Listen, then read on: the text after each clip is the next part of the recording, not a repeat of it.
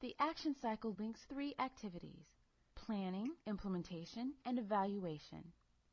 Each of these activities builds upon the others in a continuous and interactive manner.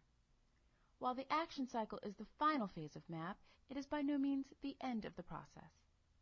During this phase, the efforts of the previous phases begin to produce results as the local public health system develops and implements an action plan for addressing priority goals and objectives. This is also one of the most challenging phases, as it may be difficult to sustain the process and continue implementation over time. Let's take a closer look at each step.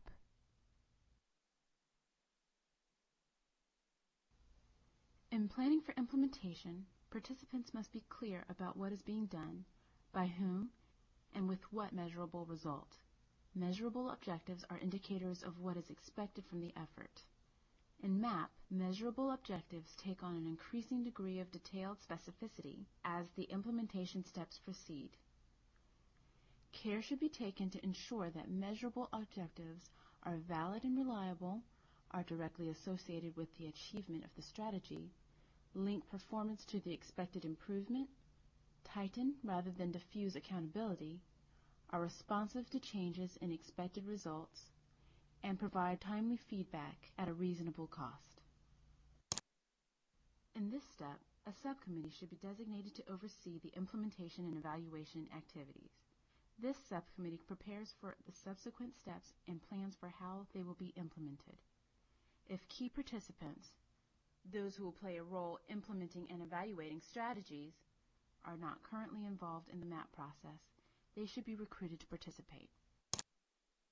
For successful implementation, it is important to know where you are headed, who is responsible for getting you there, and how you are going to get there.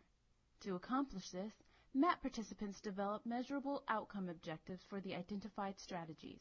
Participants then agree on accountability or responsibility for each objective.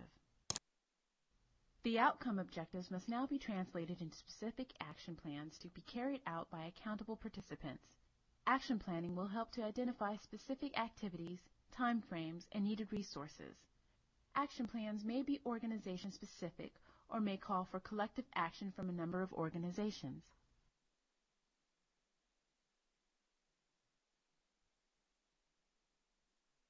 With agreed-upon priority goals, related outcome objectives, and a system of accountability, and the appropriate action plans, the participants in MAP are ready to achieve results, improvement in the health status of the community, and in the performance of the local public health system.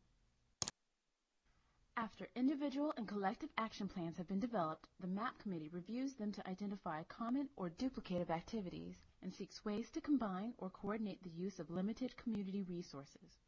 A quick review of the 4 MAP assessments may be useful for exploring assets, strengths, and opportunities. Each MAP participant should be involved in implementing at least one strategy.